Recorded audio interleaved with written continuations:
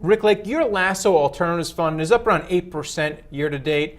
It's trailing the S&P, which is up over 20%, but your fund isn't designed to beat the S&P, right? No, actually, we're a risk-managed and diversification fund. We're up 8% with volatility of around 3%, which is less than the bond market. So as investors look for tools to diversify, our fund in the world of liquid alts could be a great tool. So your fund is a fund of fund. Which funds within your fund have done the best in 2013, and what are your expectations for 2014? Well, our big winners this year are the long-biased equity funds. A couple of examples, White's Partners Opportunity 3, run by legendary value manager Wally Wrights, and Convergence Core Plus, a fascinating quantitative behavioral finance fund.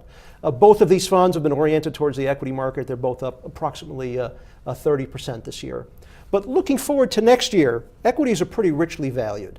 And investors are now discriminating between winners and losers, and they won't have much patience for companies that don't deliver the goods. So we're entering a good period for stock picking and potentially a very effective period for long-short equity, one of our key strategies in our fund. So you don't think people are just going to pile into long-only stock funds or even index funds like the SPY because 2013 was such a good year? You think they're going to go back to vehicles like yours where there's some shorting involved because they want to protect their winnings? I think investors might do both. For investors who want equity exposure and they're chasing the market, they'll stick with the index type equity exposure vehicles. For investors who are trying to smooth the ride and limit the downside, which will eventually come, they will prefer the long-short approach and they'll prefer the risk-managed approach.